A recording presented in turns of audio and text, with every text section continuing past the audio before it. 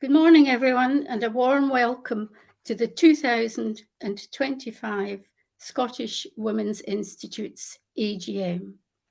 My name is Mary Burney, and I am the National President for the SWI. It's my pleasure to welcome everyone joining us online today. We have a busy programme this morning, and we're ably assisted by our volunteer members, Maz and Kath, who are helping to facilitate today's event. Members of the Board of Trustees are in attendance, and we have members sharing their experiences and successes with us later. The meeting is being conducted online to allow members from all areas of Scotland to participate. Before the meeting begins, we ask that everyone is on mute to minimise background noises. And if you have questions, these can be put in the chat function, or please raise your hand using the reactions button. This will bring you to the top of the screen and you will be invited to speak. Please remember to tell us your name and which area you come from. Any questions that we don't get round to will be collated and published with full answers in the forthcoming online e-newsletter. In the unlikely event that technology lets us down, please log back in using the same AGM link and the meeting will resume. Now we begin the AGM business proper. I'll start with the declaration of interest. Should any member have an interest in any meeting, any matter under discussion on the agenda, they should declare it and it will be minuted.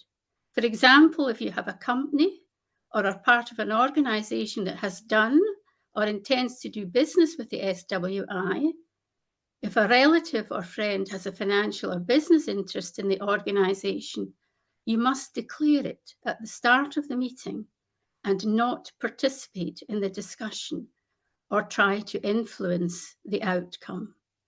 The charity must demonstrate this to comply with the Bribery Act. So, have we any declarations of interest this morning? No. Minutes of the previous 2024 AGM held on the 18th of May last year have been circulated, so I will take them as read. If everyone is happy that it is a true record, it seems that everybody is happy that it's a true record. So can I ask a member of the Board of Trustees to propose the adoption of the minutes, please? I'll propose the adoption. I can second. That's Linda? Karen. Is it? It's Linda, yes. And if I could have a seconder. Karen. Thank you. So an overview of what we're hoping to do today. During today's meeting, you'll firstly hear from Anne Howitt, who's the convener of the Skills and Events Committee, on the work that her committee has done to date. You should have received a summary of the fantastic work that the federations have reported to us in their annual reports. Based on these reports, we will then officially announce the winners of the Barbara Brookshire Trophy, the Stony Creek Trophy, and the Retson Family Award. So good luck to everybody. I'll then be joined by fellow board members who will provide the SWI annual report with strategic achievements to date. This will be followed by a question and answer. So please feel free to ask any questions you may have. We will then hear from the National Treasurer, May Tosh, who will introduce our new auditor, Jacqueline White of Thomson Cooper, who will present the 2024 accounts. You will also have an opportunity to ask the auditor questions. Later, we look forward to hearing from a selection of members who will share their experiences. The membership panel will consist of Lorraine Chapman from Cousland, who will tell us about how change can improve a traditional institute, a very positive move.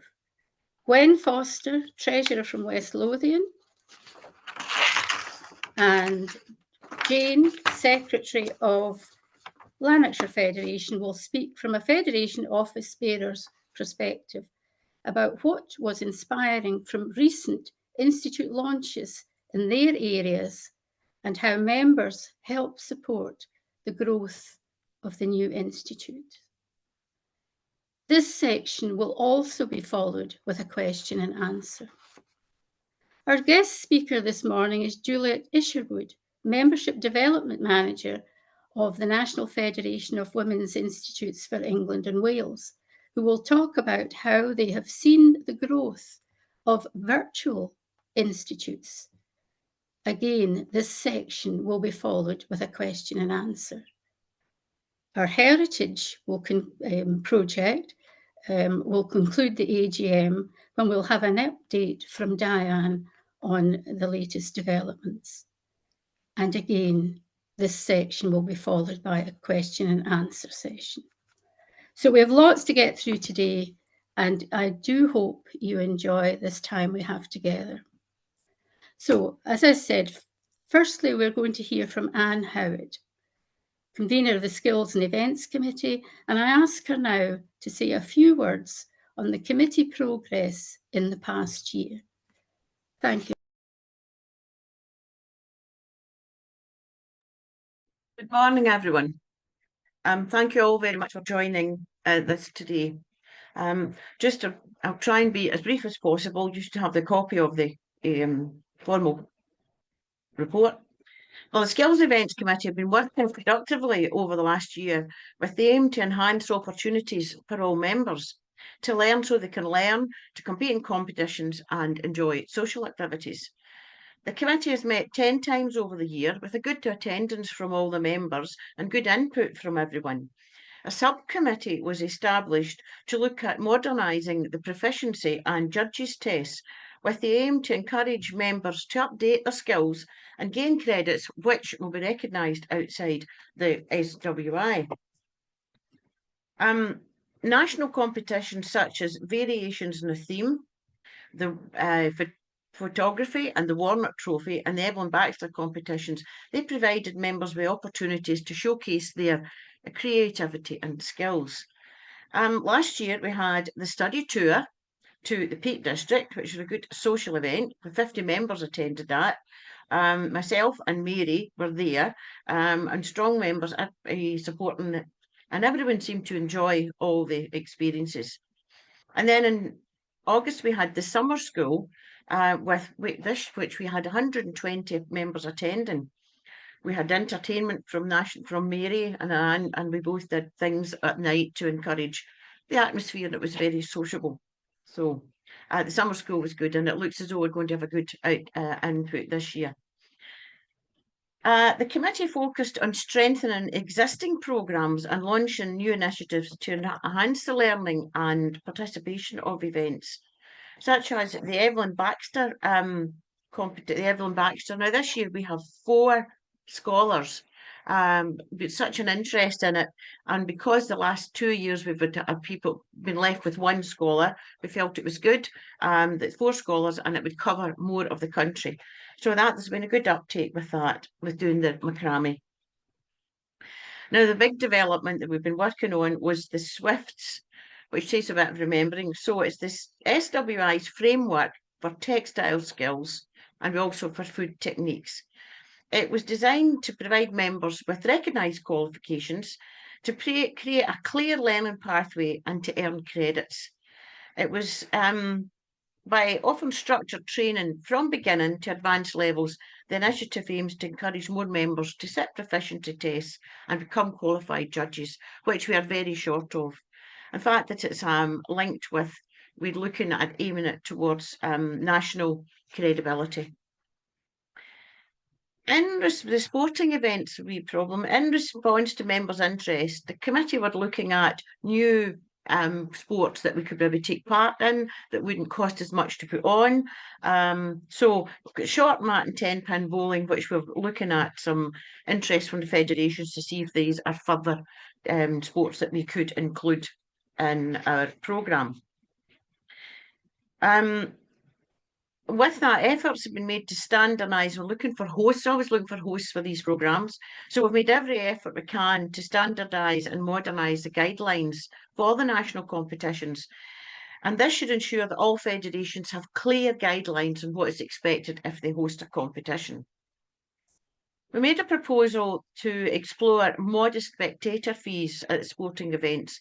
That could help to offset the costs and contribute to financial sustainability, which we really need to have on these events.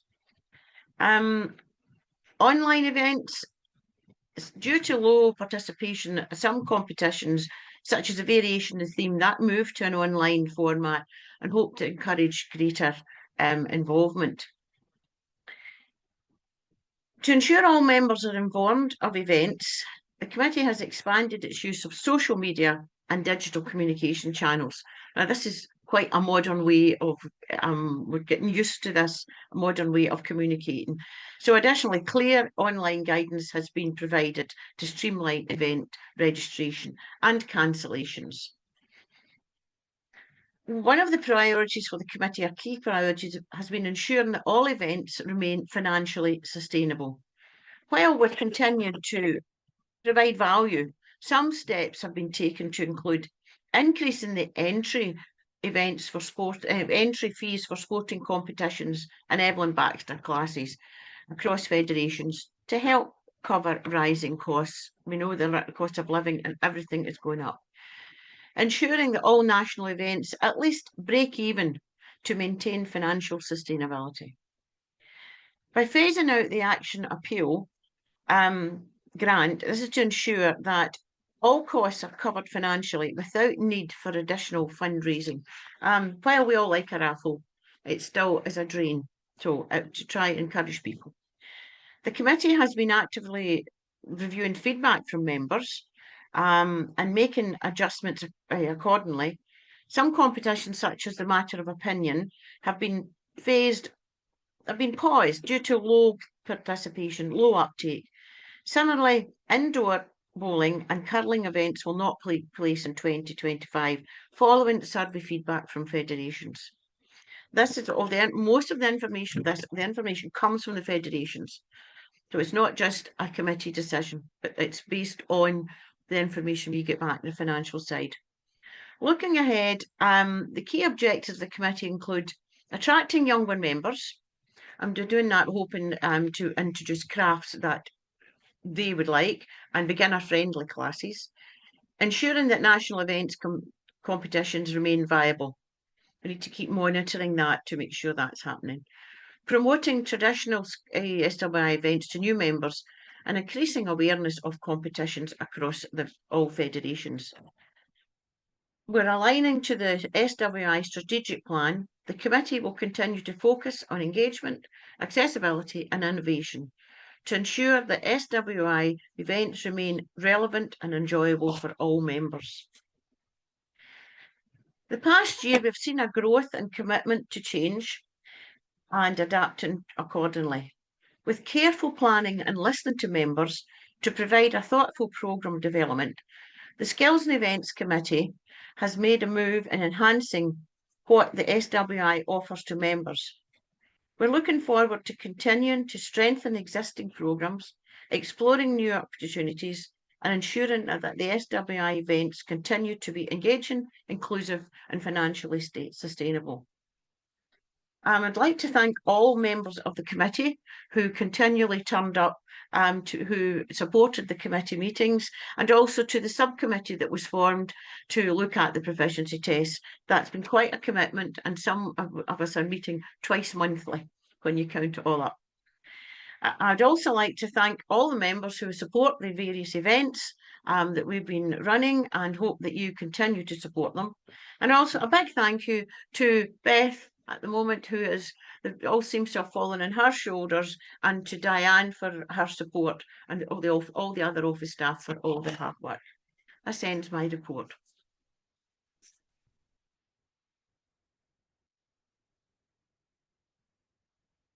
You're on mute, Mary. You're on mute.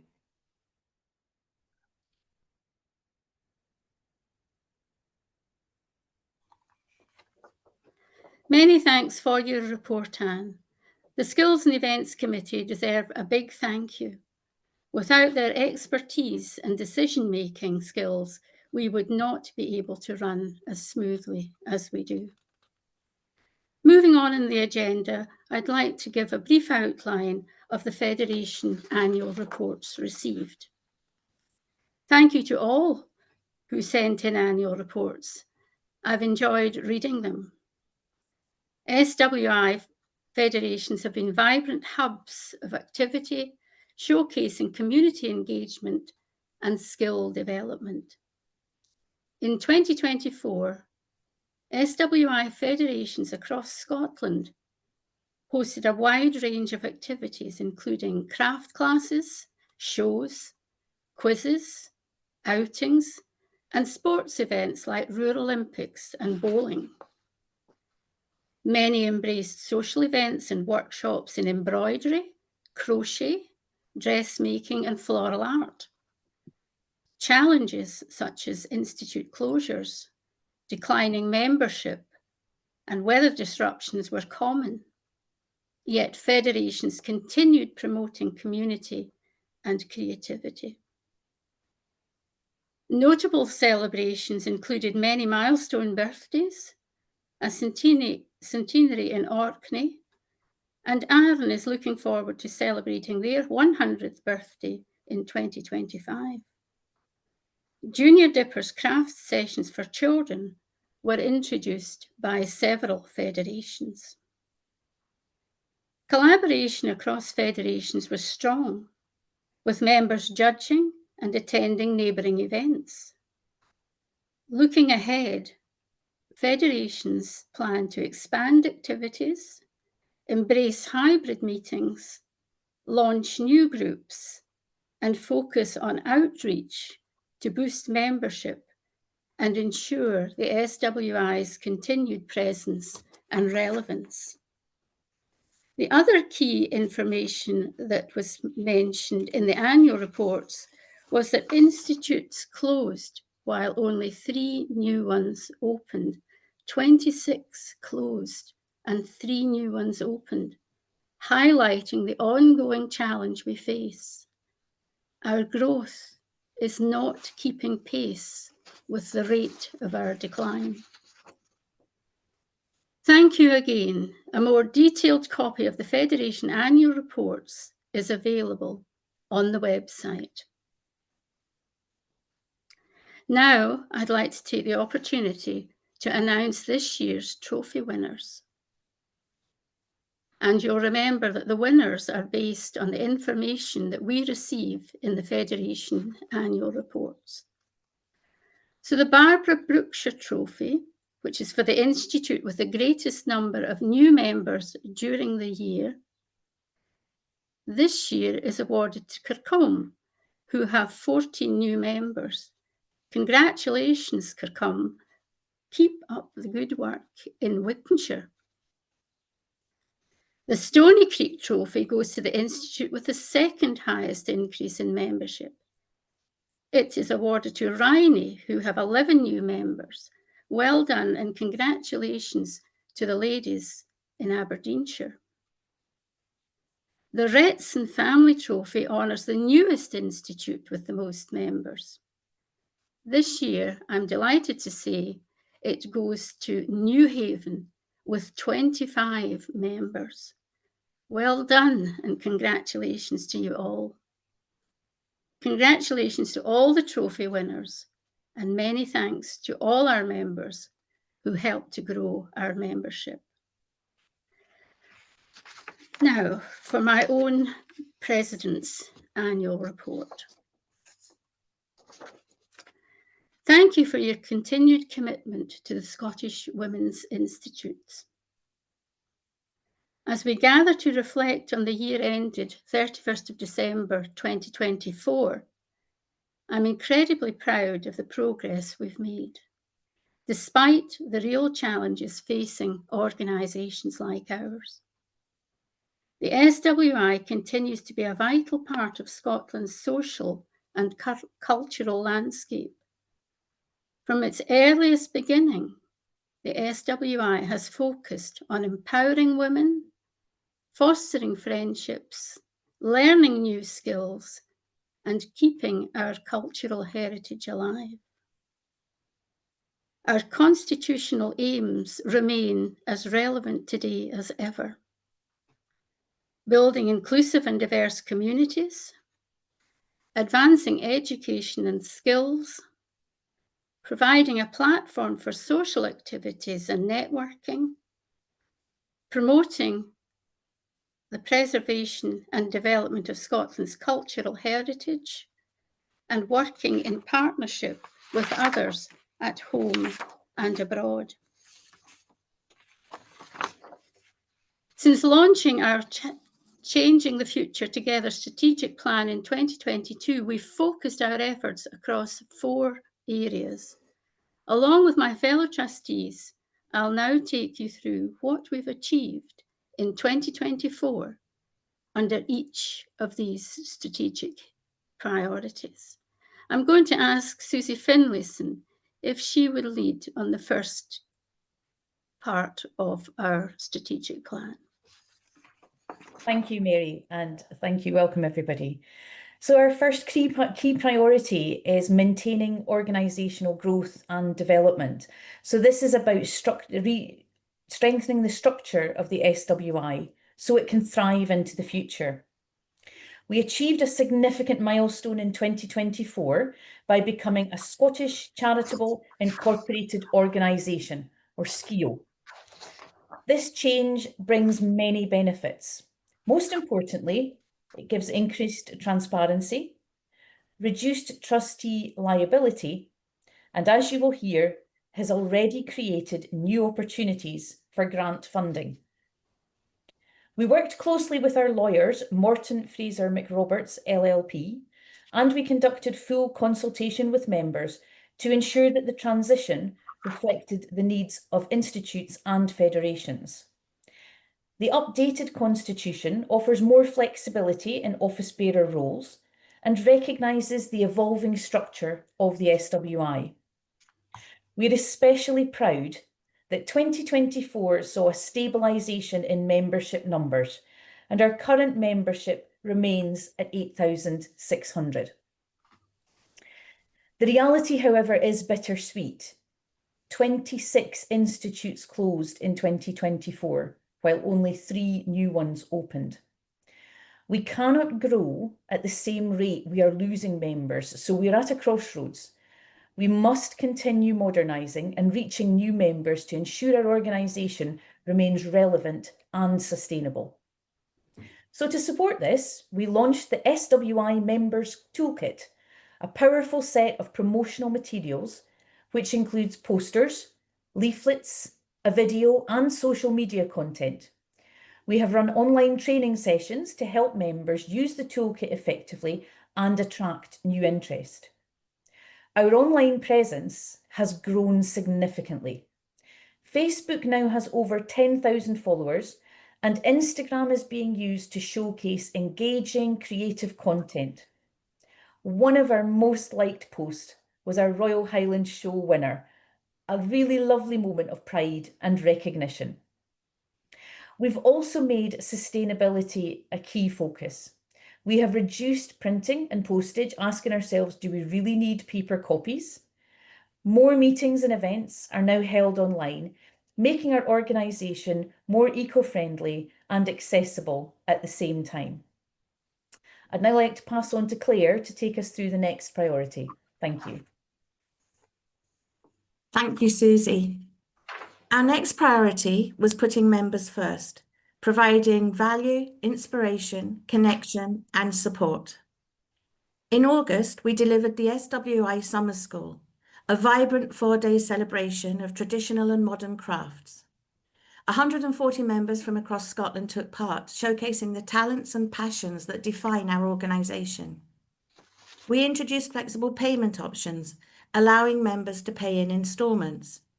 This made the event more accessible and inclusive, removing financial barriers for many. Throughout the year, we ran a packed calendar of free online and in-person events, workshops, competitions, and expert talks. Highlights included skill sharing sessions on cooking, crafts, well-being, and sustainable living. Celebrity highlights across the year included talks featuring the Hebridean baker, Sarah Rankin, and the Teddy Bear Ladies from the repair shop. National competitions like Rural Olympics, photography, and bowling. And our Evelyn Baxter programme offering workshops and scholarships for creative learning. We made a conscious effort to foster leadership by hosting a Federation and Institute office bearers gathering alongside peer support groups. These gatherings strengthened connections and gave our Federation and Institute leaders practical tools to support local engagement.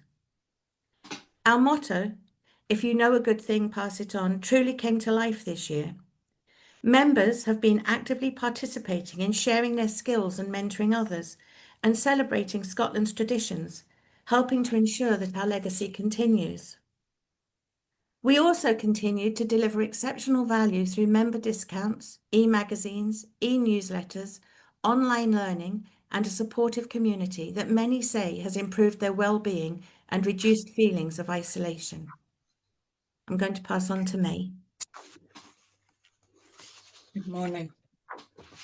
Our third strategic goal is to ensure the SWI remains financially sustainable, so we can continue to deliver value for generations to come.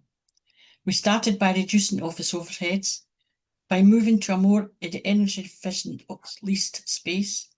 We've significantly cut our utility bills and repair costs, making our operation leaner and more effective.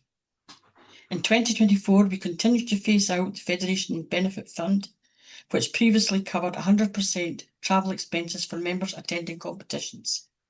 In 2024, we reduced this to 60%, with plans to drop to 30% in 2025. This wasn't an easy decision, but it was necessary as competitions were running at a financial loss. We are encouraging members to explore more cost-effective travel methods and local support options so that competitions continue long term. This year, we also saw the first increase in our national membership fee for many years, rising to £30. We know raising fees is never easy, but this step is vital to reflect the rising costs and maintain the high standard of service events and support we provide. Importantly, we secured crucial new funding to strengthen our future. £127,175 from the National Lottery Heritage Fund to conserve and celebrate the SWI's historic archive. £1,500 from the M&M Mann Foundation to support the Junior Dippers project, nurturing creativity and connection among younger members. Despite a decline in the demographic overall, we managed to stabilise the membership, a sign that we're heading in the right direction. And I'd like now to pass back to Susie. Thank you, May. So our fourth priority was about implementing a successful SWI heritage project. In March, we proudly announced a strategic partnership with the Crichton Trust. Together, we are planning a visitor learning centre in Dumfries, a future home for the SWI stories, artefacts and impact. Thanks to our second successful application, which you just heard about from May, £127,175 from the National Lottery Heritage Fund. This has enabled us to hire a dedicated heritage team to lead the project from 2024 to 2026. This team is working together with member volunteers and experts to archive and catalogue a rich collection of textiles, documents, photographs and oral histories from our members. These stories will be preserved for generations and shared through podcasts, exhibitions and educational resources. We hosted events at the Museum of Rural Life and the Glasgow Women's Library, consulted widely with members, and created a monthly online SWI heritage group to keep people informed and involved. Volunteers have been hands-on at the Ballast Trust, learning how to archive materials. We have also conducted a full 3-month online survey, gathering member feedback on how we can ensure the SWI's legacy is both celebrated and protected. Our future Visitor Learning Centre will be built by and for our members, telling the story of Scottish women and their contributions to community, culture and change. So in summary, 2024 has been a year of momentum and meaningful progress.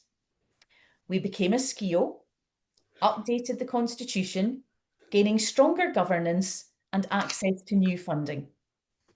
We stabilised the membership decline. We secured £128,000 in grant funding. We reduced our costs and stabilised our finances. We launched new tools and events to engage members and attract new ones.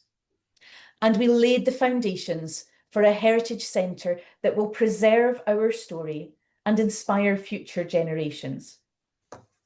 Our members continue to show extraordinary passion, skill and resilience.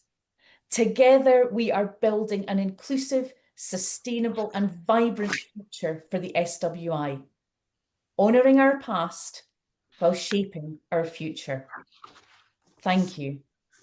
And I'd like to pass back to Mary to continue. And thank you, Susie, May and Claire, for helping with that report. I would like to open up to questions. I'm just conscious that it would need to be fairly short, perhaps, because our auditor is due to join us shortly. I'd like to start with a question that actually has been sent in by Yvonne McNulty. Her question is, what happens if we don't get any funding for a visitor learning centre? And to involve our CEO, I'd like to ask Diane to answer this one. Diane, can you respond to Yvonne on our behalf? Thank you, Mary. Yeah, what if we don't get the funding that we are looking to get for the Visitor Learning Centre? If we don't secure funding, the long-term outlook is going to be increasingly challenging and difficult for us. Obviously, everybody knows, we've got an ageing membership and we're launching all these new groups. In fact, we're launching 2 a month, but we can't grow at the rate of decline. I just heard yesterday from Lindsay, another 2 institutes decided to close. And it's been mentioned, Mary mentioned it, Susie mentioned it as well. It's really difficult to sort of balance the sort of decline with growth. So without significant investment, we're missing out on an opportunity to revitalise the SWI, to leverage our heritage, to raise income for the future, and to engage with the future generation. However, we are where we are, and we are trying really hard, and we need to rally members as much as we possibly can, encourage recruitment of new members in every which way that we can, do it through federations, through individual institutes. You know, we need to sort of maximise all our platforms going forward and spearhead the growth of institutes. Hope that answers that, Mary.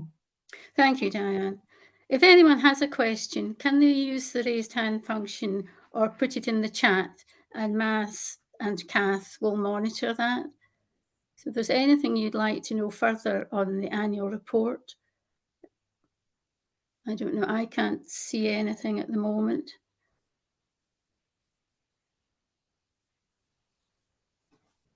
Can Maz or Kath let me know if there's anything? Can't see anything, Mary, at the moment. Can't see any hands waving. Thank you. But remember, if you do have a question, pop it in the chat at some stage and we'll take it away and let you have an answer.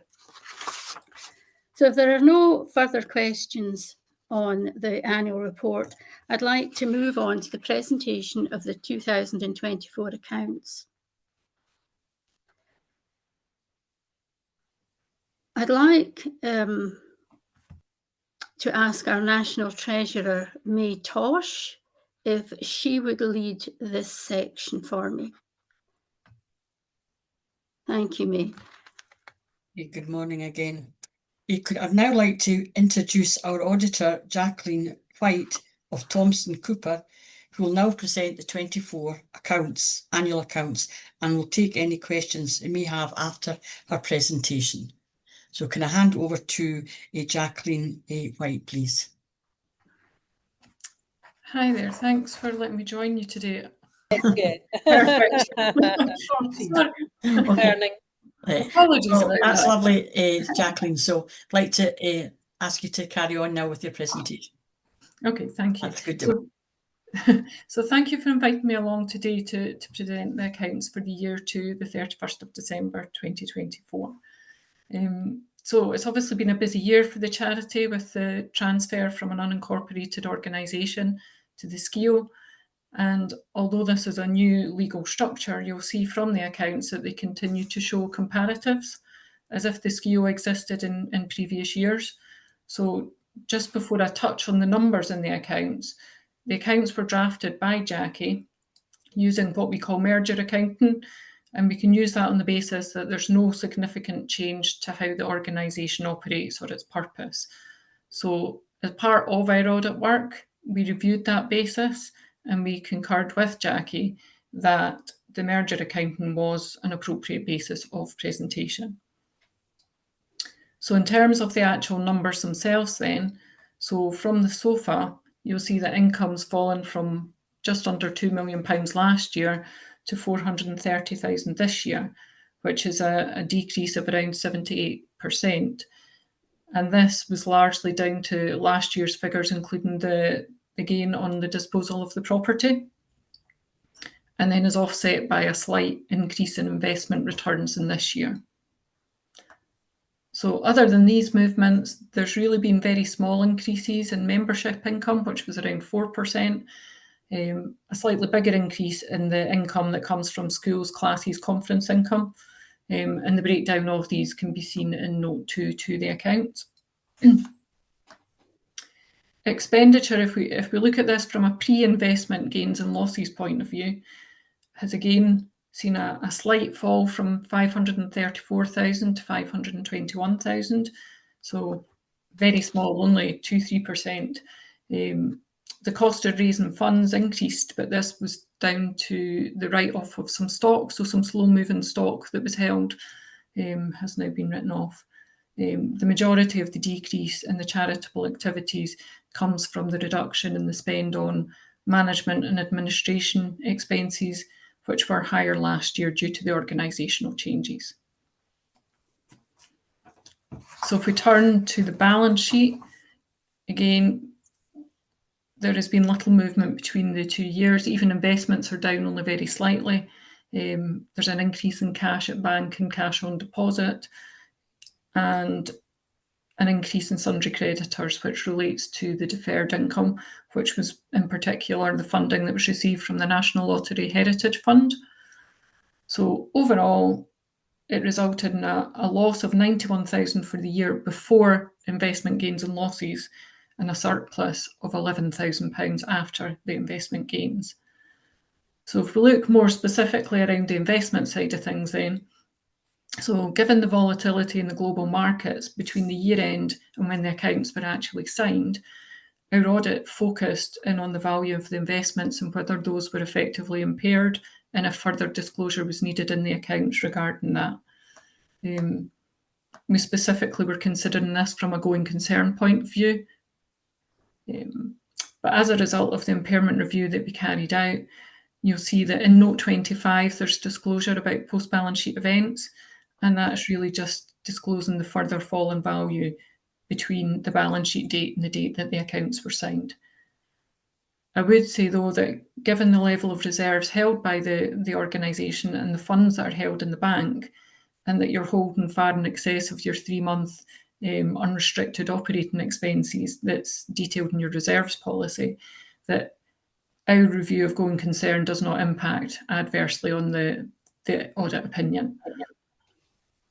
So in my opinion, the financial statements give a true and fair view of the charity's affairs at 31st December 2024 and of its income and resources and expenditure for that year, have been properly prepared in accordance with United Kingdom generally accepted accounting practice, and have been prepared in accordance with the Charity and Trustee Investment Act and the charity's accounts. And on that basis, I was happy to sign off a clean audit opinion. I want to take this opportunity to thank Diane and Jackie for their help and assistance during the process. I appreciate first year audit. There's probably an awful lot of questions and they've both been very patient and really appreciate that. So thank you. And I'm happy to take any questions you might have on the accounts. Ask if anybody has any questions for Jackie on the accounts.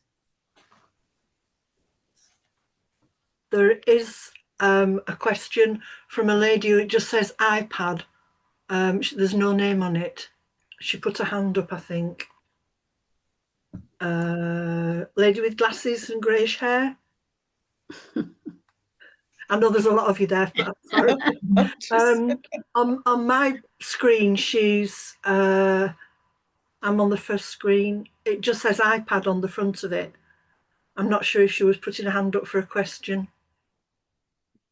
If you've taken your hand down, could you pop it back up again so that we can maybe find you? No, she's raised her hand, so. She hasn't raised her hand anyway. Is that the lady? Oh, there. Oh, it was Christine Roger, yes. Is that lady? No. No, yes, No. that's the lady, yeah. Do you have a question? No. Okay, I'll take her off. Right. Okay. So is there any, nobody's got any questions? Anybody else? So there are no more questions or no questions. Could I ask a member of the Board of Trustees to propose the adoption of the financial report? Yeah, I would like to propose the adoption, Mary. Thank you. And the seconder, please. I can second that, Sybil. Thank you, Sybil.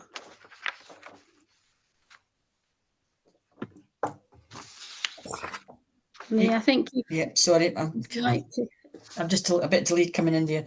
I'd like to thank Jacqueline for her time today, and also, I can see that Jacqueline highlighted, our main points. Like firstly becoming the big transfer from becoming a SKIO, which has helped us greatly. Obviously, the last year accounts are a bit skewed with us having the sale of Heriot Row. But it's good to know that we've made a small decrease in our expenses. So hopefully that the world trauma that we're in won't affect our investments too much. So with that, can I just, as Jacqueline has highlighted, again the importance of our sustainability. I'd like to take the officially announced that the Board of Trustees approved the change in the national membership fee from £30 to £33 for 2026, and this payment will be due in November 2026. This change is necessary to keep pace with rising costs and will be payable, again, just to state, it will be payable by 2026. So can I pass back to Mary, please? Thank you, May. I'd just like to emphasise that, unfortunately, to keep pace with rising costs, the membership fee will rise to £33, which will be collectible and due to be paid in 18 months in November of 2026. So thank you, May, for leading us through that session and for all the hard work that you do on behalf of the SWI throughout the year. Sorry, We're now going Mary, to. sorry, Mary, could I just take the opportunity to thank Jackie, our finance officer, and to Diane for their work involved in the finances. Thank you very much to both of them and to the staff team as a whole. Thank you, May. So we're moving on to our membership panel session now that the official business of the AGM has been finalised. Mary, I'm sorry. There's 3 questions from previous things that went through to Beth, and she sent them on to me. They didn't come through to me. I'm sorry about that. But okay. Have we still got Jacqueline with it? Is it for Jacqueline? Not for Jacqueline. No, it's from before. Do you want me to do them at the end? Perhaps that would be best. Yeah. Okay. Because we do want to hear our speakers, but we don't want to ignore people who have got questions. Thank you.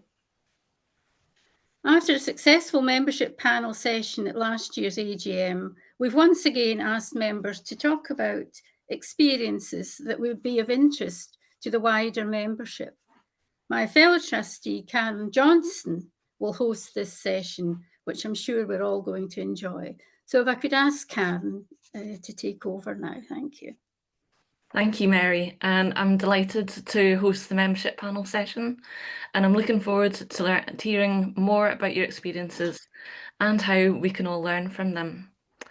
I'll introduce each member and ask them to speak for about 5 minutes, and then open the floor for questions. And again, if you'd like to ask a question, please just raise your hand or put your question into the chat. Our first speaker on the membership panel this morning is Lorraine Chapman from Cousland. It's a successfully refreshed institute, which has gone through change, but has gone on from strength to strength. Lorraine, we would love to hear about how this change came about, who was involved, and of course, how did you manage to get members on board with the changes? Thank you. Good morning. Thank you. Thank you to Lindsay for sending me the link. I just got home late last night, so and I've not forgiven Lindsay either for coming to our big art event and winning the competition outright.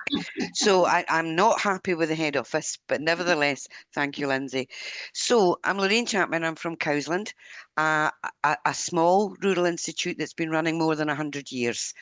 A few years ago, the membership declined and we were in some dire straits, and a couple of us came on board and rallied support and built up our membership so that we could be sustainable.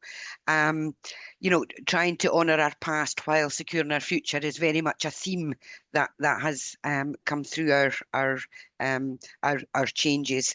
Our membership hasn't built the way we thought it would, and we were not floundering, but we had some risk there, and we were a wee bit worried that we would be able to continue. Now, we sit in the southeast of Midlothian and are supported very much by Midlothian Federation.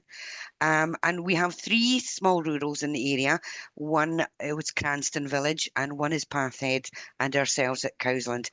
And we wondered at Cousland how the other institutes were doing, and if they were feeling the same strains and stresses that we were feeling around organising big events, and having small membership there was making our overheads quite costly. So we would have hall hire, and we would probably, for example, hire an entertainer, but maybe only have a dozen people at it. And economically, that wasn't viable. So we tentatively decided to have a discussion with the other 2 institutes. Just to see how they were. Now, it could have floundered at that point where the other institutes had said, no, we're fine, and we're hunky-dory, we're managing fine. So we weren't very sure. So we had some delicate and tentative discussions. Our presidents got together because we didn't want to cause offence to any institution to suggest that we should combine in any way if they didn't want to do that. So the initial discussion started with the 3 presidents to look at the possibilities, how we could come together, but keep our own identities. And there was lots of discussion about the pros and cons about that. How would it all work? How do we come together? How do we keep our own identity? And after much discussion and lots of cake and coffee, about how things could work independently, yet together. A plan was proposed that would be taken to each of the individual institutions so as the membership could fully discuss it, and eventually, once all of the questions had been answered, they could vote on that. So it wasn't that the three presidents decided we'd amalgamate and off we went. It was very much that we would come together, lots of questions. How do we do the business side? How do we work out the finances? How do we do all of that? We thrashed out lots of questions before we went to the full membership, but we suddenly discovered where there is a will, there is a way. And in principle, it could work.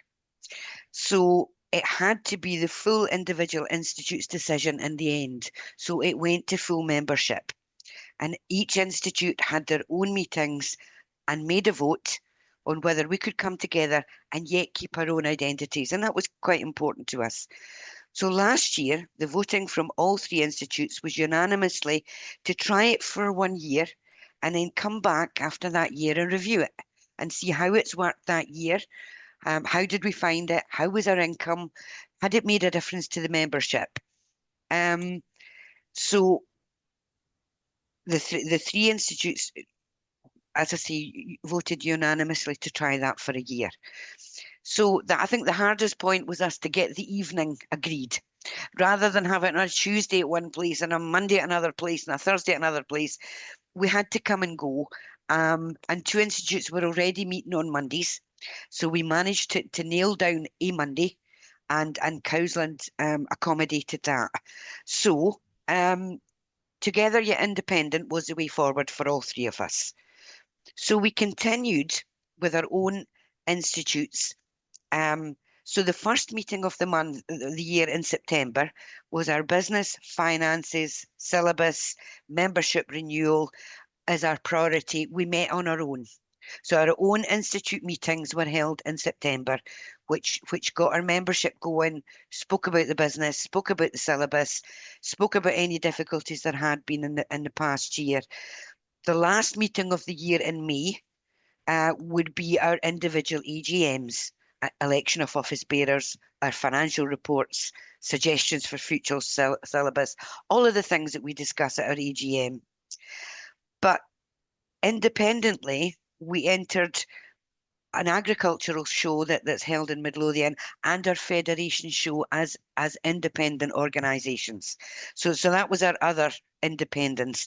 It was a bit of a giggle. There was great fun and rivalry, as you can imagine, but it encouraged us to be the best that we could be. And we all did very well in our federation show, and we stood proud as our own institutions in our own rights. Some institutes held keynote occasions like their own institute birthdays or Christmas celebrations, and we did have a big Christmas celebration together with an entertainer.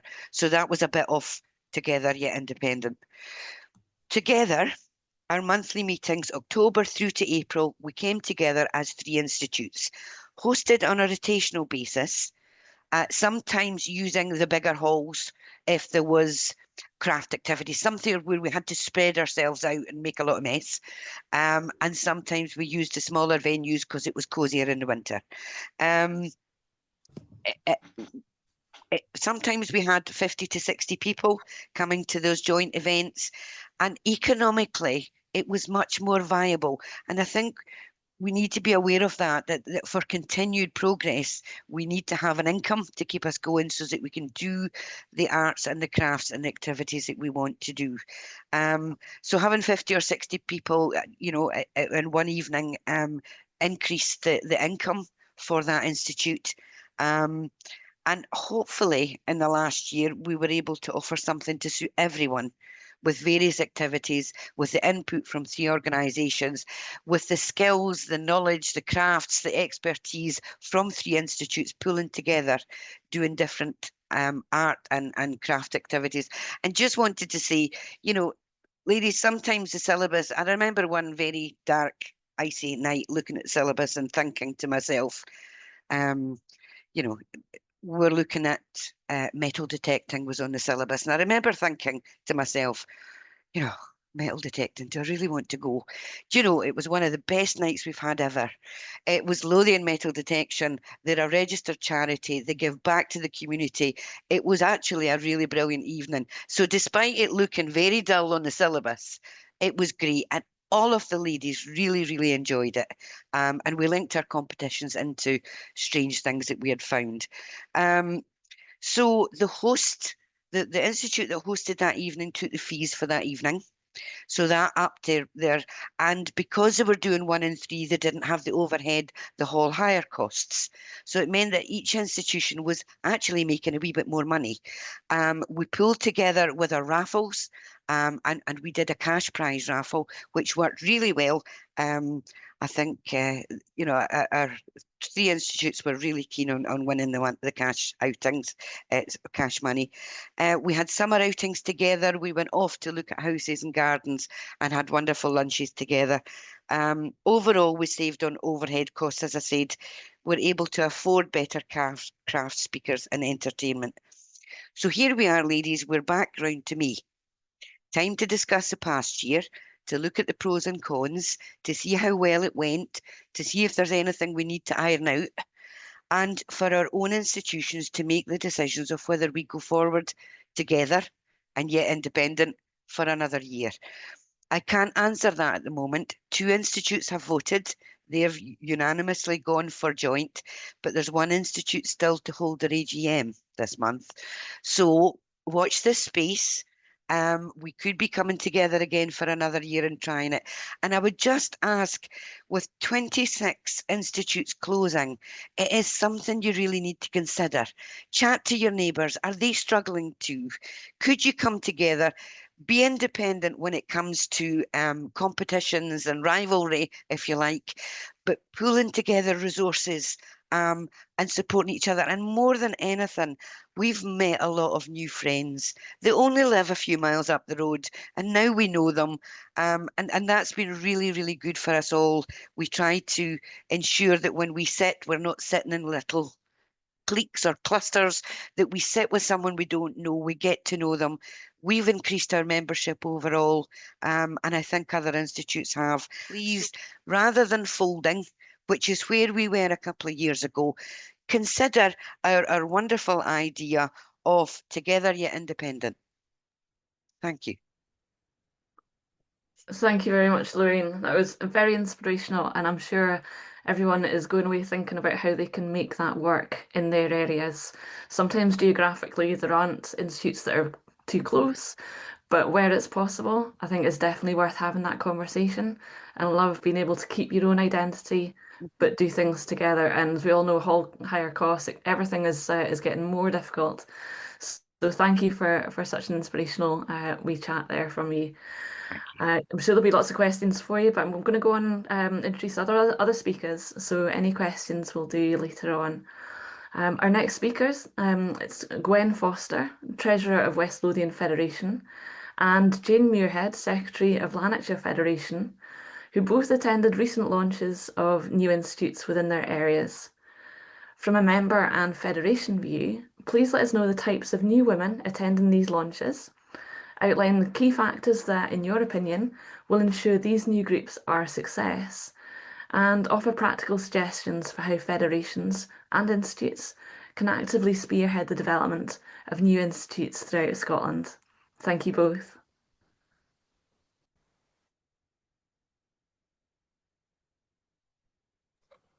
I'm not sure who's to speak first. I'll leave that to you. How do you want to do this? I'll go first if you want. Okay. Morning, ladies. Thank you, Karen. And thank you, Lorraine. That was a very inspirational speech you made. And I think we need to think as a federation and institutes to try and do something along that line. However, we have, as West Lothian Federation, we are delighted to have a new member, or should I say an old member that's been reopened after many, many years. Winchborough was a very small village before, but now with all the new housing, all the young people that's coming into it, we've managed again to have a group within Winchborough. The Federation as a whole, as I say, are delighted. We will give them all the inspiration, all the help that they need. At the moment, they have had one opening quiz night, which was a success, and many of our Federation members enjoyed that night. The ladies are young, they know what they want. They have many things in the pipeline. Also, we have had from one of the ladies, her son has joined our Dippers group, which we were delighted by. And obviously, if he tells all the people that we may have a bigger Dippers group within West Lothian Federation. But also, I think that we need to leave these ladies to do their own thing for a wee while, although we will support them. They know what they want. They are going to have the group open for the whole year, not like many of the institutes who close in May, June and start again in September. They're looking at outings. They're very good on the Facebook. They're actually telling people about things that's happening in their next meeting in June, which will encourage, I hope, more people in Winchborough to come and join them, see what it's all about, and we'll get even more members from Winchborough to keep it going. I don't know anything else to say, but we're here to help them. Our ladies, for the next meeting, we have a couple of our ladies from our institute in Ecclesmachan who are going to show them how to make pancakes and felted brooches. And obviously there'll be things that they want to know about. And as a federation, we have all these ladies who can do wonderful things, crafting, cooking, things like that. And hopefully that these ladies will volunteer for the first setup for Winchborough. Because as you know, everything's costing more for halls to rent, etc. And I think we really, really need to support this new women's group within our federation. And hopefully it will be a success, and it is going to be a success for us as a West Lothian Federation. Thank you. Thank you, Gwen. Jane, I can ask you to talk now, please. Yes. Morning, ladies. I've taken a slightly different tack to my predecessor there. I thought I would share with you how easy it was from a federation's point of view to establish a new rural and bigger. Headquarters have done most of the work for us.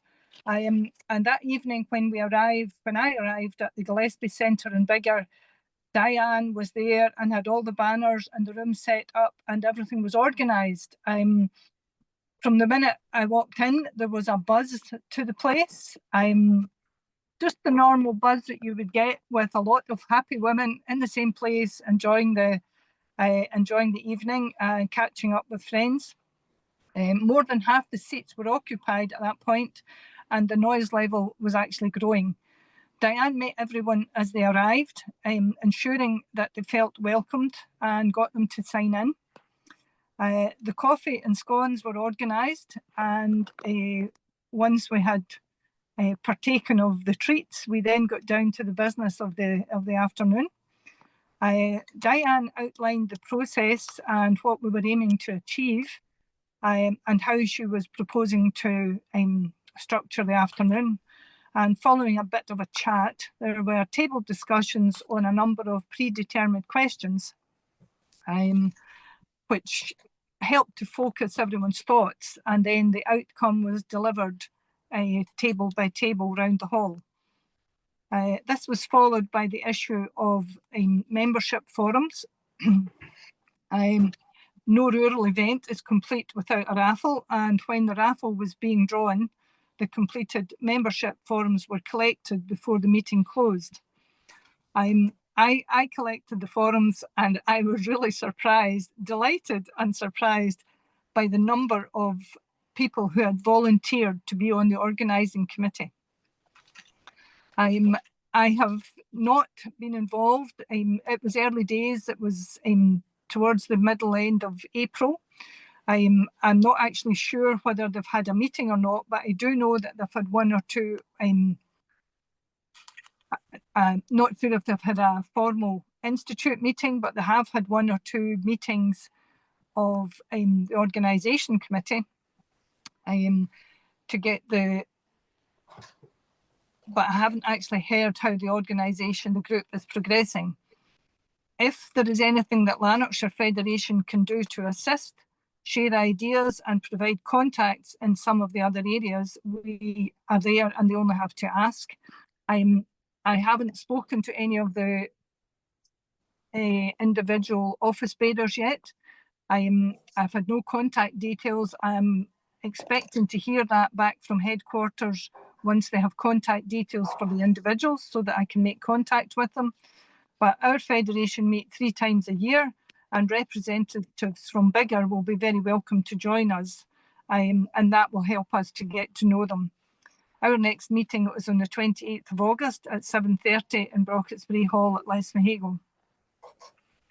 It was very heartening to see such a turnout at the inaugural meeting, especially in an area where Carwood Institute closed only a year before, and Carwood was the institute for Biggar. Now, it was quite interesting because a lot of people didn't know that Biggar had an institute. So there may be a lot of publicity riding on the name. Carwood was very well known in the area, but obviously not known as the Biggar Institute. Doing wrong, whether it's the name that makes a difference, whether it's the location, or having listened to Lorraine there with the plans for Cowsland earlier and the merging of small institutes, it does make you wonder if we are just kind of bogged down and thinking along the lines of how we've always thought and we haven't actually broadened our outlook. So we just need to go forward and see what we're doing, but we're looking forward to getting to know the ladies from Biggar. And I do want to finish off with this, and it was a question that I was asked: are we hanging on the coattails of our predecessors instead of putting on a new jacket and getting out into the modern world? Thank you very much. Thank you, Jane, and thank you, Gwen, as well. Winchborough is on my doorstep, so it's really good to see how the new builds, the amount of young people, older people, all generations are coming into that area, the development that's going on, that we can tap into that. And also with, as you say, places that have had an institute before and that's closed, no matter how recent, it's just doing things a little bit differently, because we all want the same thing. We all want that inclusive friendship. We all want to have the same things that we had over the generations, but to just think about doing it in a different way. So if you've had an institute that is closed recently, have a think about what you've heard this morning. And are there new builds in that area? Is the development going on? Because the women there are still going to want what's being offered and just doing it a different way. So are there any questions for Lorraine, Gwen or Jane at this stage, please? Either pop your hand up or if there's anything in the chat.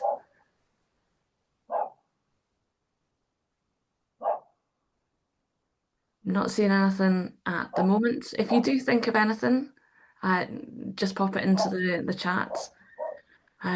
We'll go on and introduce our next guest speaker, who is from the National Federation of Women's Institutes. We have Juliet Isherwood, who's the Membership Development Manager at NFWI, who's going to talk about how they are growing virtual institutes. Welcome, Juliet. I'm intrigued to hear more about virtual institutes. Can you tell us more about how these came about, how they're managed, and how do they work? Yes, of course. Thank you for having me here today. Pleasure to be here. So as said, I'm Juliet. I'm the Membership Development Manager at NFWI. So part of my role, just to introduce, is to look after our WIs that meet in different places or starting groups with the goal of reaching different groups of women who may not otherwise be able to join the WI in the traditional way, so hence the virtual groups. To give a bit of background, something I'm sure none of us planned for was a time in which we were all thrown headfirst into a world of constant online meetings, many online pub quizzes, and an urgent need to be more digital. However, as you know, being all WI members, never underestimate the enthusiasm and can-do attitude of the WI when it comes to difficult times. So we had always had in our minds the idea to explore these kinds of groups, and what better time than 2020 to run a couple of pilots and get some federations involved, and in the hope that they would continue after lockdown. So the pilots were to see what interest there would be, you know, if any, what differences there might be between a virtual WI and an in-person one, other than the obvious. And of course, to clarify any, you know, constitutional practicalities, any challenges in forming and running these groups. So for our pilots, we reached out to all our county federations with the opportunity to pilot these groups, and we're delighted at the interest that we got from federations. To begin with, federations, you know, gathered from their current members who might want to be involved with this, you know, be the guinea pigs for this particular project. And following that, as with setting up any other WI, the federations advertise outside of their membership as well to invite women to an initial meeting. Following the pilots, we gathered feedback and analysed anything that, you know, might have come up along the way and formed the guidance which we've rolled out to all our federations. At the time, because of the global setting, the Constitution had already gone through a review, so everything was updated, giving provisions for WIs and federations to undertake any governance activities online.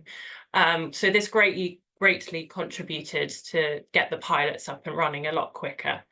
Further aspects that are part of the guidance, things like what it means to be a virtual member, communicating with members digitally, and linking a virtual WI to a geographical area, because we're still a federated organisation, so they'd still be linked to a federation. A couple more practicalities to consider was, you know, setting a WI up that is virtual, being clear that it is online, you know, giving away different contact details, so you're more likely, these WIs, to have a very good online social media presence, because it's one of the key ways to communicate with these groups. Other practicalities, getting things like consent from members to communicate digitally, you know, making sure that members are comfortable, you know, with joining online. I think we've all got very comfortable with it over the past couple of years, but you never know. You know, we still want to ensure that people feel welcome. So sometimes I think the WIs have had like a little practice meeting with a new person that might be joining, just as a nice way to also welcome them into the group. So when promoting these groups, I mean, you know your local areas more than anyone, but I guess the world is your oyster with how you can who you can reach out to join. So, you know, on social media, I think is the key one. Other local groups, mums groups or carers forums, other, you know, local businesses that might, you know, have women that want to join. Sports clubs as well is another big one. Yeah, and in these meetings, you know, breakout rooms are very good for having smaller groups to chat. I think some people were worried that, you know, you still wouldn't have that in-person interaction, but there are ways that you can do that to, you know, I think some of the WIs in their meetings, they'll have a little tea session at the beginning so that people can break out and get to know each other. Another couple more practical things. So finance, I think, you know, a lot of it depends on the bank, but I would like to think that a lot of banks are now online anyway, so I think that kind of removes that barriers a lot, and so I think that's a good one. But yeah, you're more likely to be collecting subscriptions via bank transfer, which I think has made it a lot easier for us at National as well. So I think just in general, there's more things going on online with these groups. Yeah, safety, practicalities, just ensuring, you know, getting consent from members, as I said, maybe getting the names of people who are attending meetings beforehand, just so that you can, as we've done today, as to know who to let in, that kind of thing. So that's a bit of the boring governance practicalities thing, which is still very important. But the different activities that they've got up to, I mean, as I've said, because it's all online, and you know, you're less likely to have to pay for speakers because you don't have to pay for their expenses. You can find speakers from anywhere, but they've also put along, we've had a couple of murder mysteries when they're raising money for local charities. They've had craft alongs. More recently this year, there was a virtual dance session. So there's all kinds of things that you can get involved with, which I'm sure cause a lot of hilarity, especially when it comes to the dancing groups. So I'm pleased to say that the ones that we set up after lockdown are still going, and we now have 20 virtual groups, and I'm sure they will continue to grow. So what we found has been the main benefit of these groups is the accessibility. So we've had women join who may have caring responsibilities or who have a range of conditions from chronic illness to neurodiversity. In fact, one of our virtual groups was set up by someone with neurodiverse needs.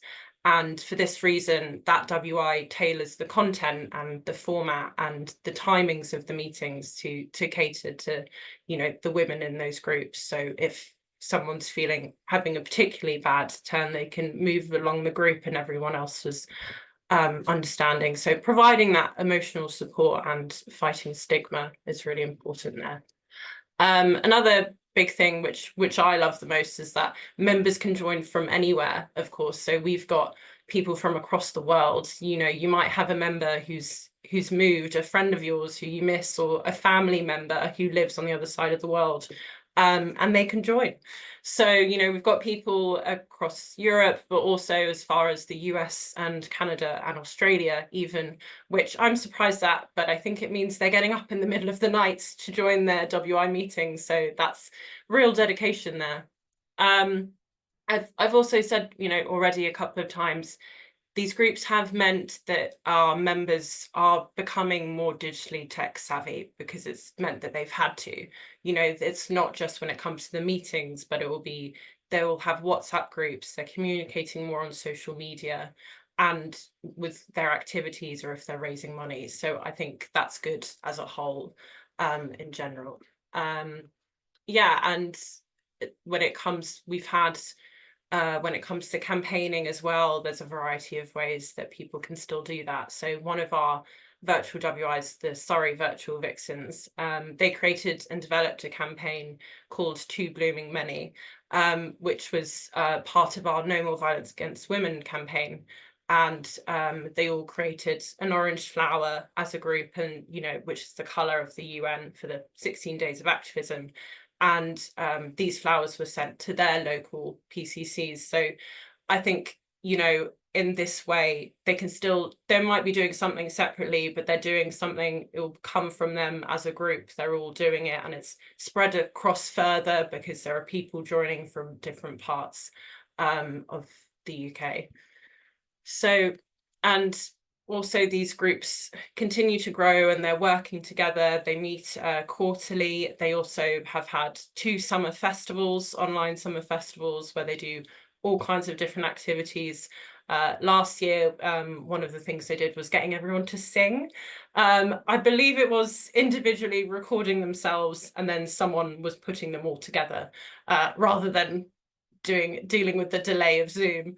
But I think all good fun, and just has been a great way to bring different groups of women together.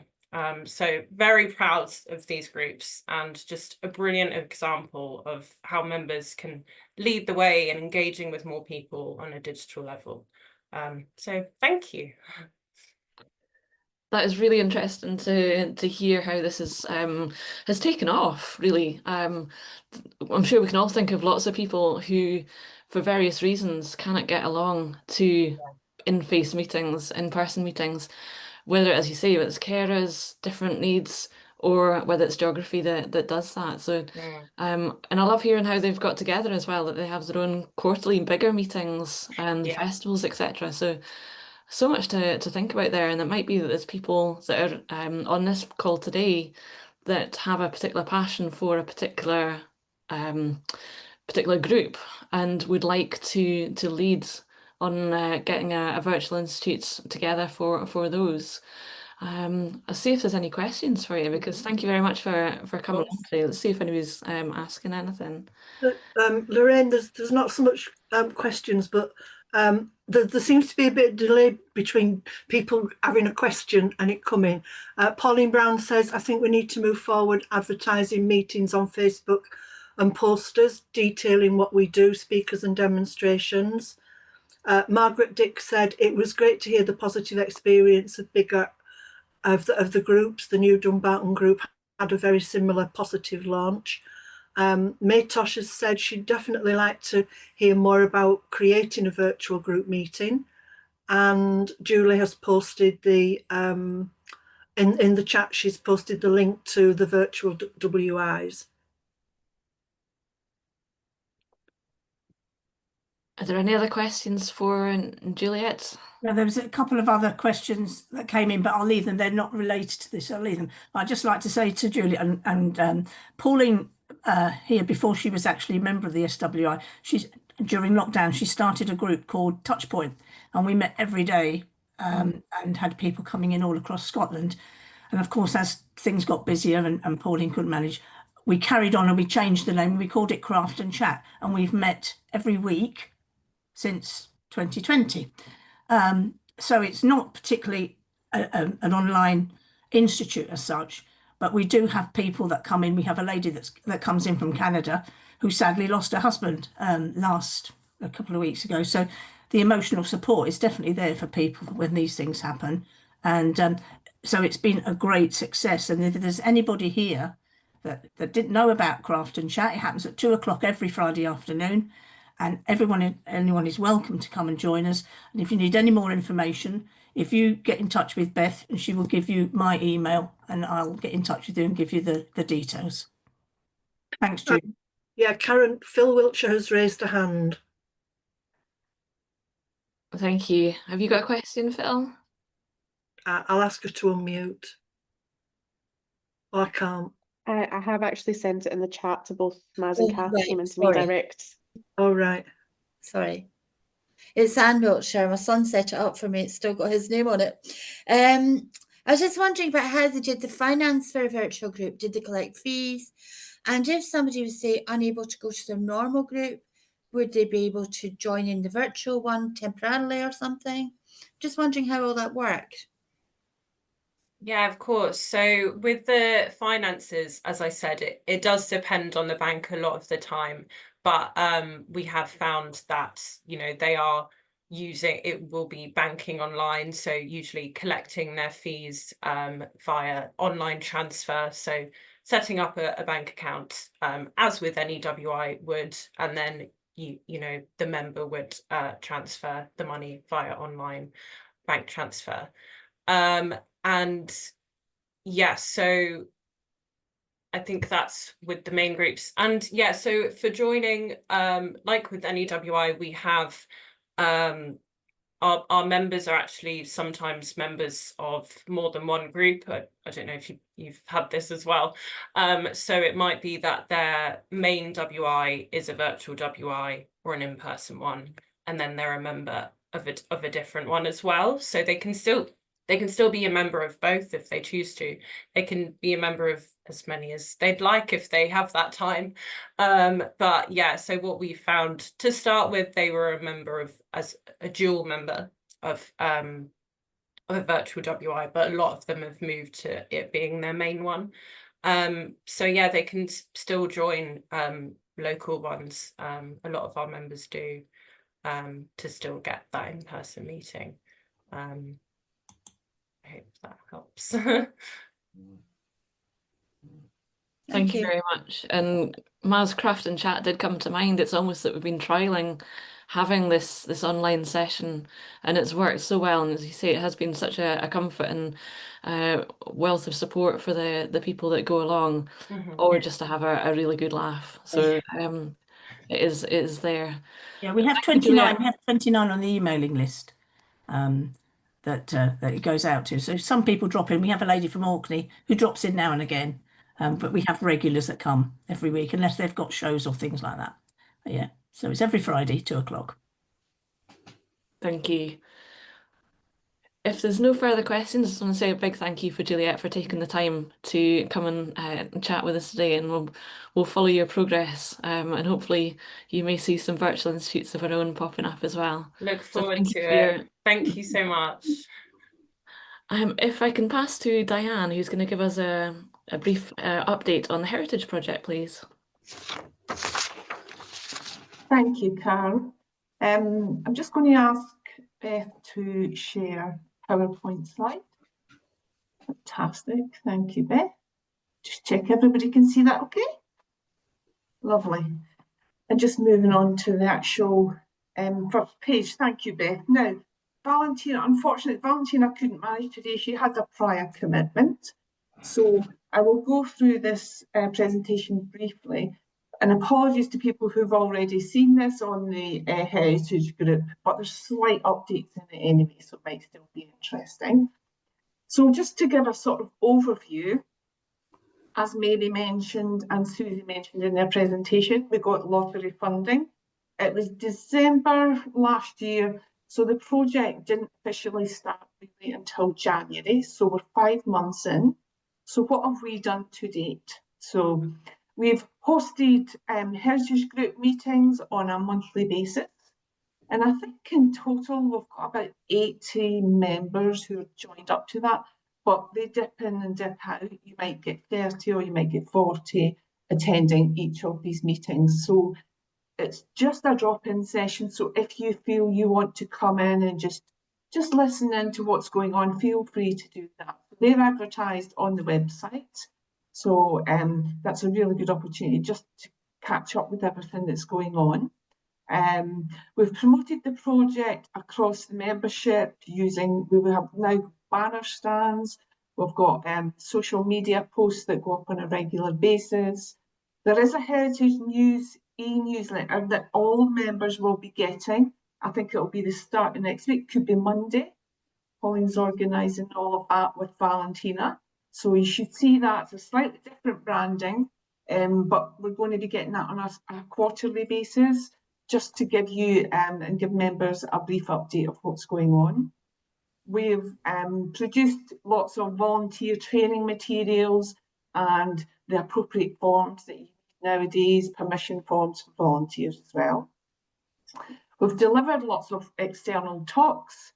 We've built partnerships with Scottish Archives Council, amongst other organisations as well. So it's really starting to sort of feel real.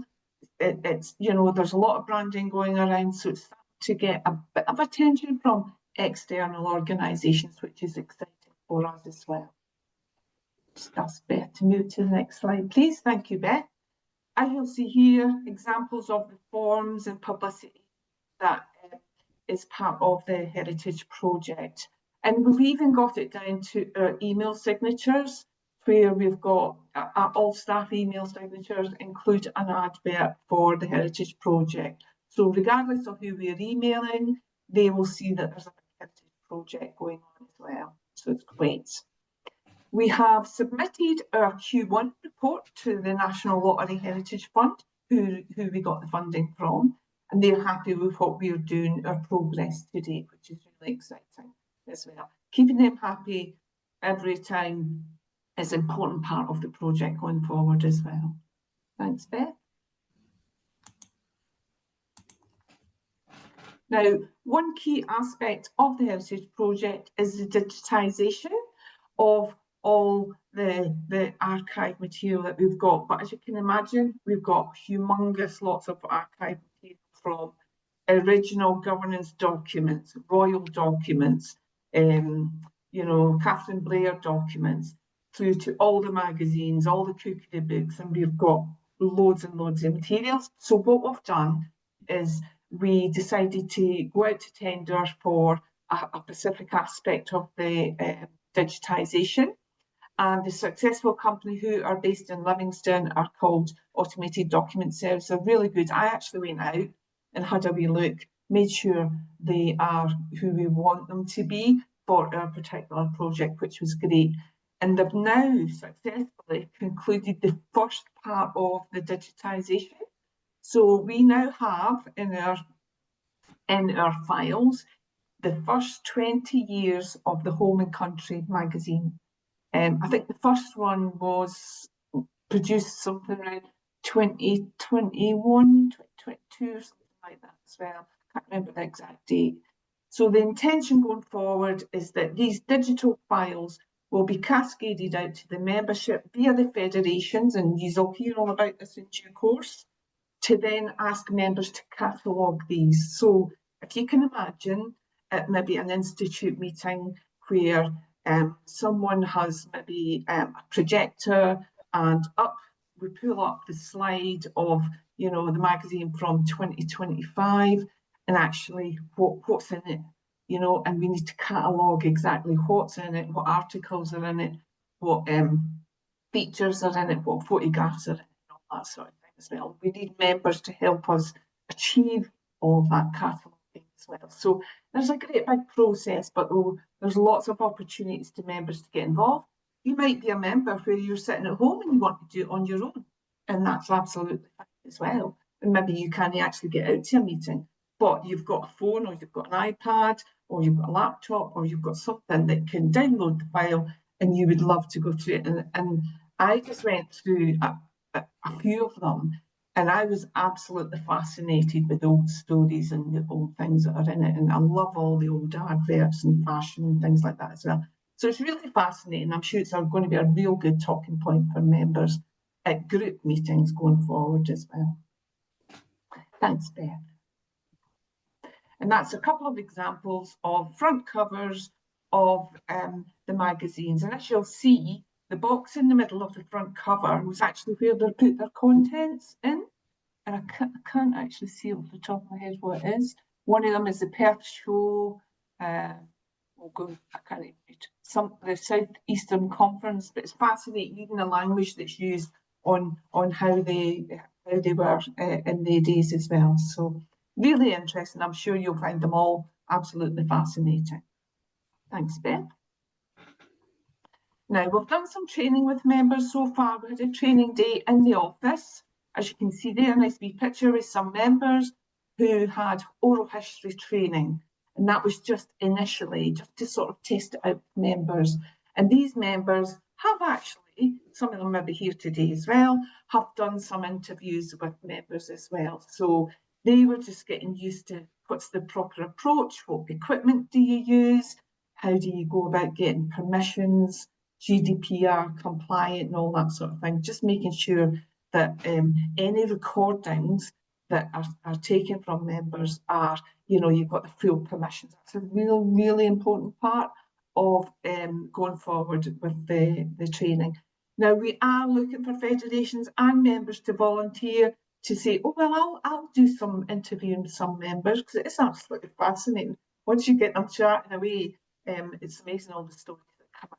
So we're doing additional training sessions. You can hear all about this in the e-newsletter coming out, or pop into the Heritage Group meeting on a monthly basis. Thanks, Beth. We have, in part of our funding application, was to include intergenerational workshops with members. So the Heritage Lottery Fund were really keen that we engage with members out with the membership and young women at that. So what we did is we talked to the young women's movement and young farmers, who a lot of you are familiar with as well. And we're producing these workshops, and we've got skilled members who are teaching the next generation particular crafts. And we've got a couple of workshops, pyrography and needle felting, coming up shortly.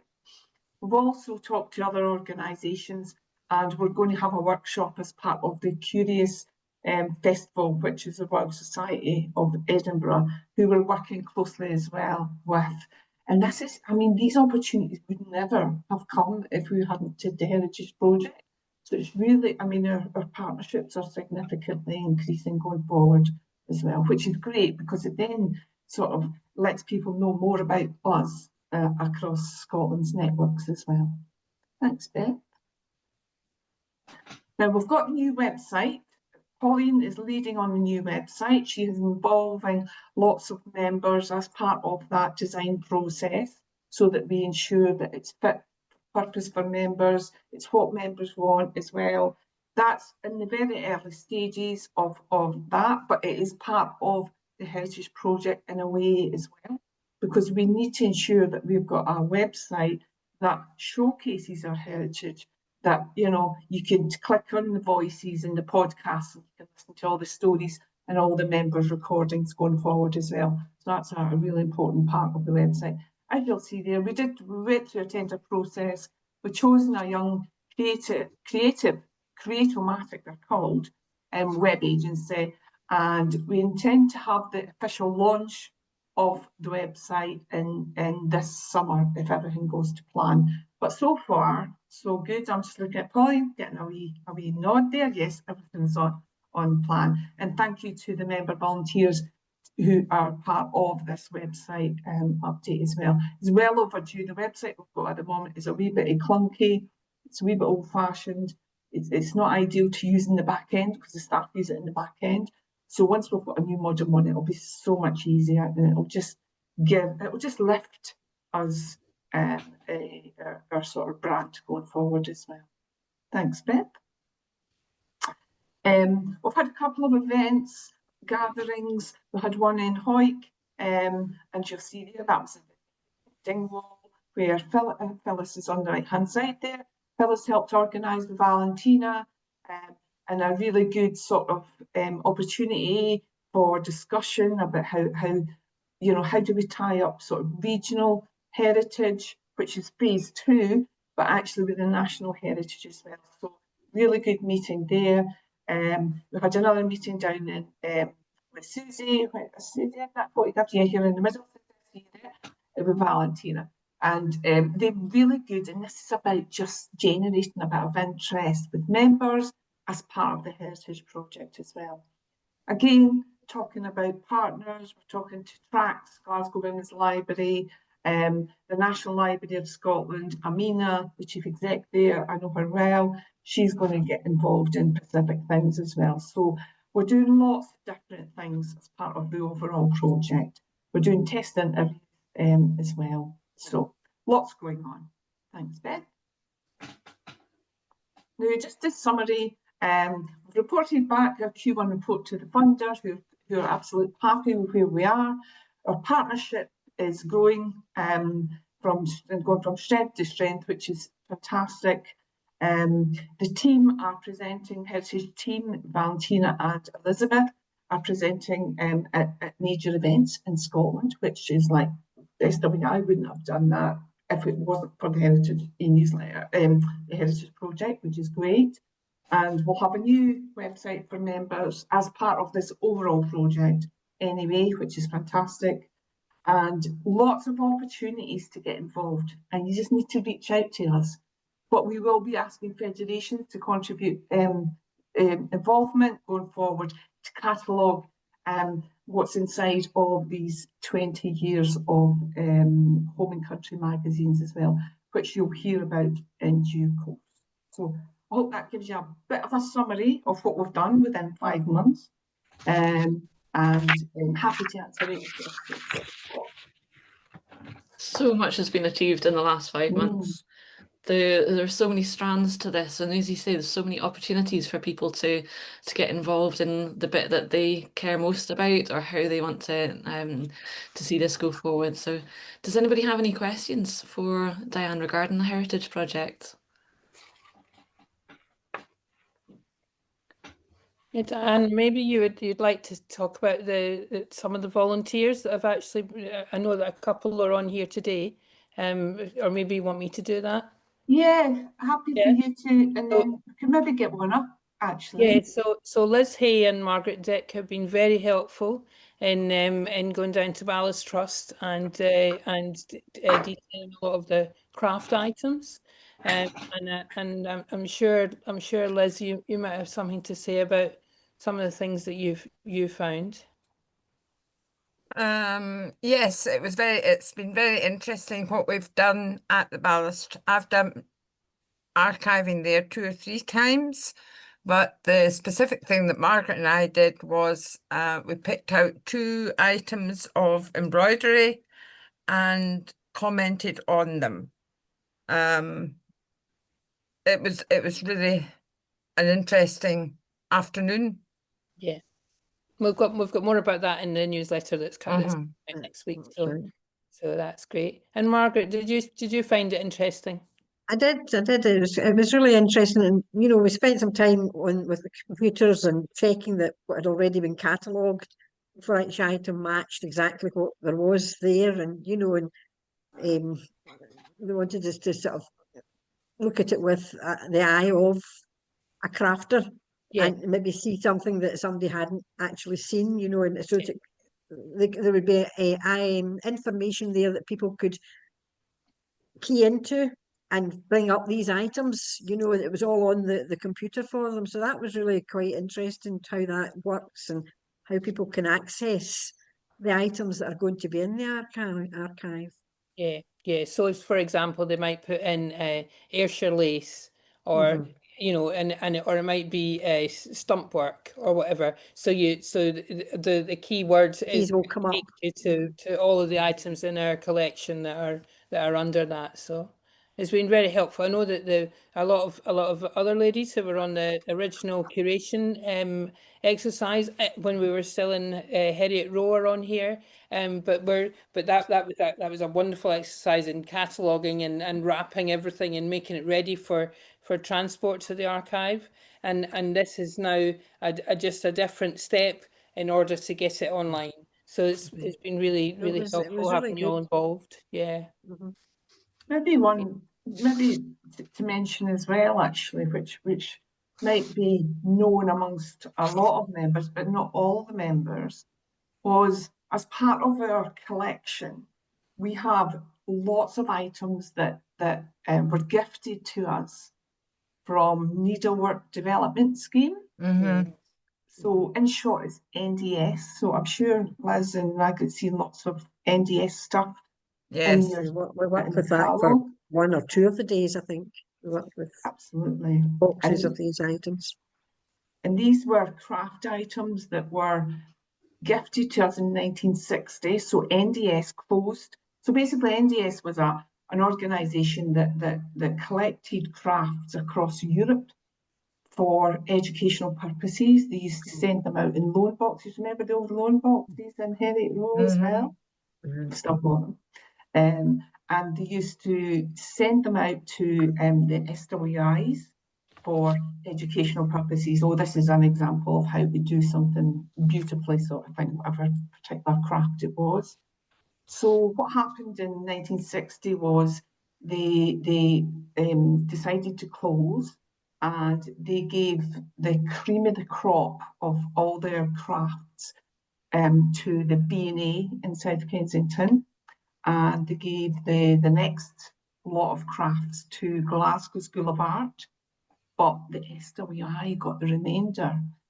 And the SWI got a lot of interesting things apart from even crafts. They got like a slide collection, which Glasgow School of Art and the B&A don't have.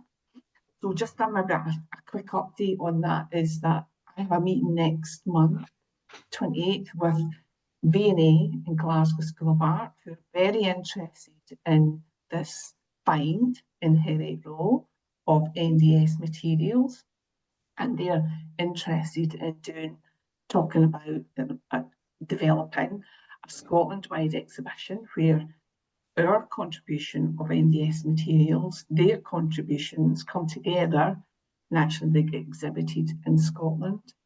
That's a huge opportunity for us. So we'll keep you, abreast of how all that sort of unfolds and develops. But I think because of the V&A being involved as well, potentially, they'll obviously exhibit it. So, yeah, exciting times. Thank you very much. Thanks, Liz, and thanks, Margaret, for popping on unexpectedly. Yeah. Thank you, ladies. Thank you. It really is an exciting time. And if you volunteered for the Heritage Project before but haven't heard anything, I think we're starting to get to the right point now where we've got things that you can get on and tackle. So please do get in touch again if you do want to be involved. We have lists of people, but do reach out again if you've got a stage in your life now where you're ready to be able to donate some time, whether that's in person or from home. We really would appreciate it. Yeah. I've got one question from Sheila Kerr, which you've probably just answered there. Will there be online training for those members who want to help with digital volunteering but can't travel? Yes, there is. There is indeed, Sheila. So basically, we're having a couple of gatherings and training days up north. So we'll definitely get in touch to Sheila after the question and make sure that you're notified of that as well. But yes, we're looking at one in Muir Board, Sheila. So in your neck of the woods. Right. Thank you for that. And I hope you've really enjoyed this membership panel. It's a really lovely part of the AGM where you get to hear different experiences, different ways of thinking. And yeah, I love this part of the meeting. So I just want to say a big thank you to Lorraine, Gwen, Jane and Juliet. Thank you for all your contributions, and just a personal thank you for myself, for the staff team, for Diane, all of the team who do so much fantastic work, but also to all the committees and all of the members, because you make this organisation, you really do. So with that, I'll pass back to our President, Mary. Maz, I think you had a couple of final questions. Yes, I had a couple of things that came in earlier, but then by the time I saw them, it moved away. There was something that came in from Angela's iPad, and she says, at the Treasurers' meeting the other day, we discussed the fact that some members of institutes are refusing to pay the full amount of the SWI membership fee, but still seem to feel they can remain members of our organisation. Can the board send out a clear message that the fee is a set amount and members cannot remain as members if they do not pay the full amount? That was followed by Julie, who said it sometimes helps if such messages can highlight the benefits to federations, institutes and members that the fees paid to National SWI bring. Thank you for that, Maz. Yes, I'm aware of what happened at the Treasurers' peer group meeting, and we did agree that this would be taken back to the board because we're meeting next week, and there will be a clear message that will go to the membership following that meeting. And Julie she's always very helpful when it comes to suggesting ways of getting a message across that perhaps is not as stark as perhaps is maybe more encouraging, and we'll look at that possibility as well. So thank you to Angela and Julie for bringing those questions up today. And a big thank you to Karen for facilitating our last session with our guest speakers. Very enjoyable as ever. We are well over our time, so finally and briefly, I'd just like to thank everybody for attending the meeting today. Input from members is always appreciated and truly valued. A special thank you to Maz and to Kath for helping once again to facilitate the meeting and making everything run so smoothly. We extend our gratitude to the membership panel and our guest speakers for their valuable contributions today. Finally, my sincere thanks to my fellow trustees, our members who we truly value, and our outstanding staff team for their continued support, friendship, and guidance. Thank you all once again. Yep. Mary, there are those 3 questions from right at the beginning. So do you want to answer? The main one is somebody asking if there is anything done to support declining institutes before they close. Right. With the permission of the people who have submitted those questions, because we are over our time, can we agree that they will be brought up within the newsletter? I don't think we've been inundated with lots of questions. So I think it might be feasible to accommodate them there. Would that be all right with the people who've asked them? Good. Well, we'll do that then. We won't ignore the questions that have been asked, but because we're over our time, and I'm grateful for people staying on, we'll take those to the newsletter. And you won't have to wait long, because I think Pauline's preparing something for next week, perhaps. Yeah, I'll put everything up on the website with the recording of this meeting, and I'll put the answers to frequently asked questions kind of below. Okay. That's super. So if you could look out for that, you'll get your answer. But if it's something that you don't feel has been dealt with, as ever, you just have to get in touch with hello at SWI, and we can deal with that for you. Thank you all for coming. I've enjoyed being with the members this morning.